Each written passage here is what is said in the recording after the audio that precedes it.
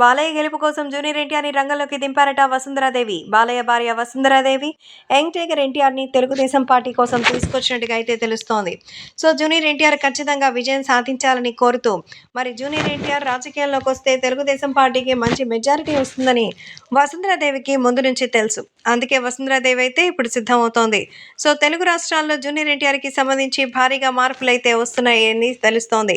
ఎన్టీఆర్కి ఉన్నటువంటి పాపులారిటీకి ఇప్పటికే జూనియర్ ఎన్టీఆర్ అభిమానులు నందమూరి బాలకృష్ణకి ఎన్టీఆర్కి విభేదాలను తెలిసి తెలుగుదేశం పార్టీకి కాకుండా వైసీపీకి ఓట్లు వేయడానికి సైతం సిద్ధమవుతున్నారు. అలాంటి ఓట్లన్నీ మళ్ళీ తెలుగుదేశం పార్టీకి తిప్పుకోవాలంటే సో వసుంధరాదేవి అయితే సిద్ధమయ్యారు. బాలయ్య భార్య వసుంధరాదేవి తెలుగుదేశం పార్టీ తరపున మరి ఇప్పుడు రాబోతున్నట్టుగా అయితే తెలుసుకుని ఆనందంగా ఉన్నారు.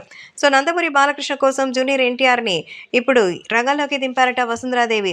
బాలయ్య బాబు హిందూపురం నియోజకవర్గంలో అఖండ మెజారిటీతో గెలవాలని కోరుకుంటోంది వసుంధరాదేవి.